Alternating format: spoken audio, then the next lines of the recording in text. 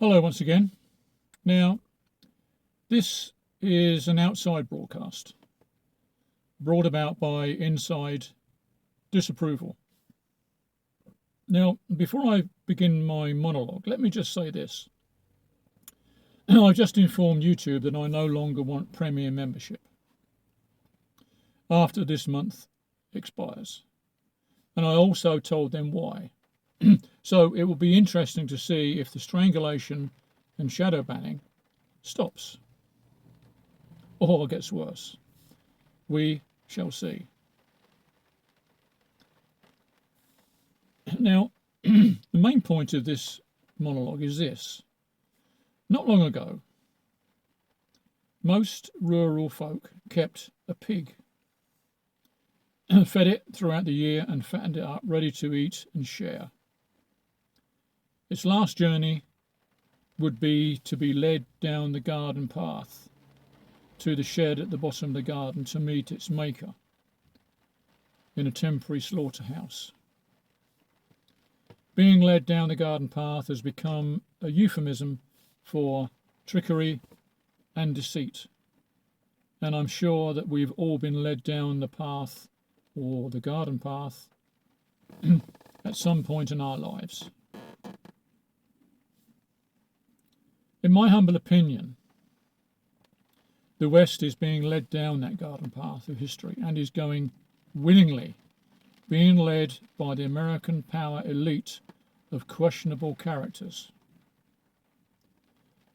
American people are just fine, like most other folk in this world, including Russians, just ordinary people. Governments rule, of course, but usually by the wrong people who are definitely not in touch with ordinary Joe Blogs. Our perceived friends sometimes have become our enemies, and our perceived enemies sometimes become our friends. Propaganda has confused everyone, and people still believe that the controlled press, without any question at all. My old gran used to tell me, never ever believe what you read in the newspaper. It's just someone's opinion. And it's just someone's opinion that usually relies on the subjectivity of the editor or the owner. Big lies I've been told, and the biggest lies of all are by omission, what we're not told. And we the people are like mushrooms. We're kept in the dark and fed bullshit. And we've now become more controlled than ever before and are now like a serfdom under feudalism and are expected to show respect and obedience to a superior by tugging on our forelock. Oh, yes, sir. Thank you very much, sir. As if. Much the same has happened in modern university with modern university graduates, a product of the Blair years of indoctrinating young minds. Universities have become degree production lines, churning them out by the bucket load. And they've become like an 18 to 30 holiday with a library of wokeness. Or more appropriately, a satanic finishing school for the gullible. Universities have deliberately poisoned the cultural convention, as well as turning a whole generation of young people into dysfunctional, delusional monsters. Now, I'm sure there are exceptions, and I apologise to those who want to attend university to genuinely study. But please go with an open mind and try to think critically, because if you don't, you'll be used as automatons for forever touching your forelocks. Yes, sir. Which brings me to the rampant propaganda guiding our thoughts and every idea. We're being told time after time after time to hate Russia. That's indoctrination. You're being told what to do. Think for yourself. Look at history. Now, why do they want us to hate Russia? let's take a little brief look at modern history. Russia lost its monarchy to the revolution in 1917, and the communist rule lasted until 1989-1990, when the Berlin Wall fell, and borders opened and free elections ousted communism everywhere in Eastern Europe. In late 1991, the Soviet Union itself dissolved into component republics with stunning speed. The Iron Curtain was lifted and the Cold War came to an end. Some say this moment was the final end of the Second World War.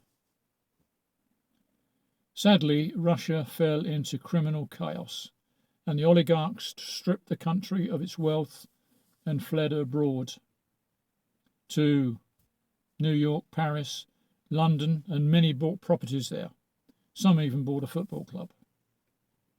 In 2000, Vladimir Putin became president and was immediately disliked by the West, mostly stirred up once again by propaganda. Going back a few more years to the 26th of April 1986, we had the Chernobyl disaster, and that was probably the first time most people had even heard of Ukraine. A sovereign nation, yes, but one of questionable characters and heroes. Kiev, not Kiev, Kiev is the capital city, and in 2016 they renamed Moscow Avenue to Stefan Bandera Street. And if you don't know who he was, I suggest you look him up. So I'll leave a link in the written version of this on my blog. 2005 saw Lukashenko elected as president of Ukraine. During the election campaign late in 2004, Lukashenko became the victim of an assassination attempt when he was poisoned with dioxin. He suffered disfigurement as a result of the poisoning, but survived it. The runoff election in November 2004 was won by Yukановich.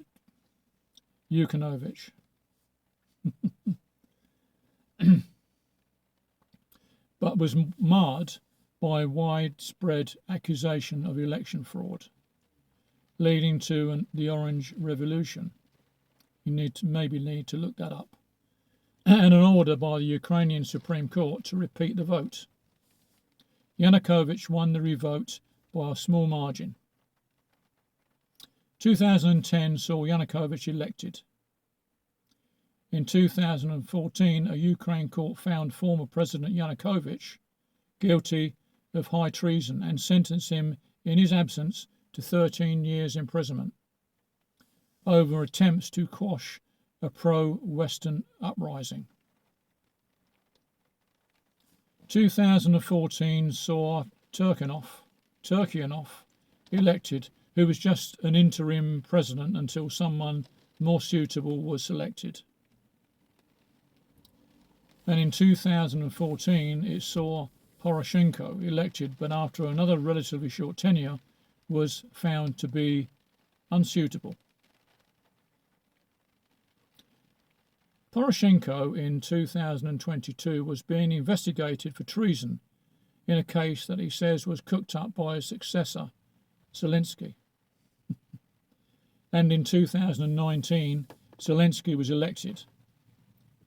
But I can sure you can see the corruption is intertwined with forced regime changes by the West to get this man they wanted elected and put in the place where they wanted him. I won't go into the Minsk Accords, but suffice it to say that the former leader of Germany, Angela Merkel, admitted that they were deliberately broken by Britain, France, and Germany, encouraged by the United States of America, so that Ukraine had time to build up their armies to fight Russia. Why? Why would they do that? My guess is the vast resources that Russia holds, and means of obtaining them would be pursued by the collective West, including surrounding Russia with NATO.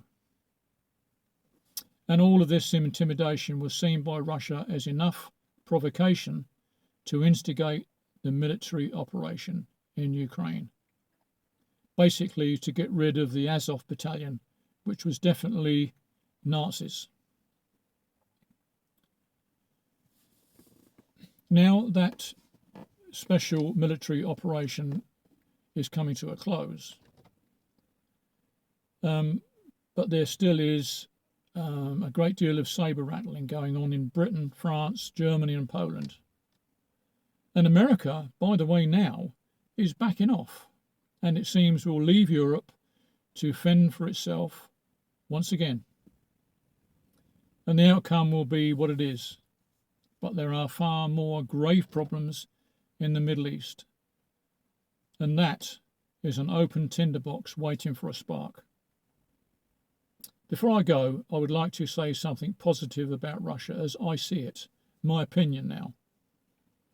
I think that when all this is over, Russia will descend behind another Iron Curtain and distance itself from the West, or from the Western influence. It's a shame because I'm sure it has lots to offer the world. But make no mistake, Russia has many friends in Africa, South America, and emerging BRICS nations. I noted with interest that Putin has a close advisor in the name of Alexander Dugin, and he is more of a philosopher than a political advisor. And Ukraine knew that when they attempted to assassinate him.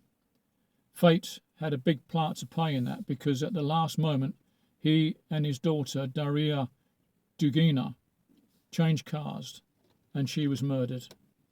Such a tragedy of a beautiful, gifted young philosopher who, by the way, her adopted middle name is Platonova because of her love of Plato and Plato's theory of the cave. Worth reading, it really, really is. Certainly worth looking up because it's where the majority of folk are today, in Plato's cave, without a clue of what is going on outside. By the way, I bought Daria Dugina's book, and it was called Eschatological Optimism. It's something that inspires one to dare to know, live and die by the higher principles that forever shine through life. Thank you for listening. If what remains of my life means just inspiring a few people to think critically and passing that on to others, then my life wasn't wasted by escaping the cave. So come and join me in the cave. No, don't. Come and join me outside the cave. Thank you for listening to A Stumbler.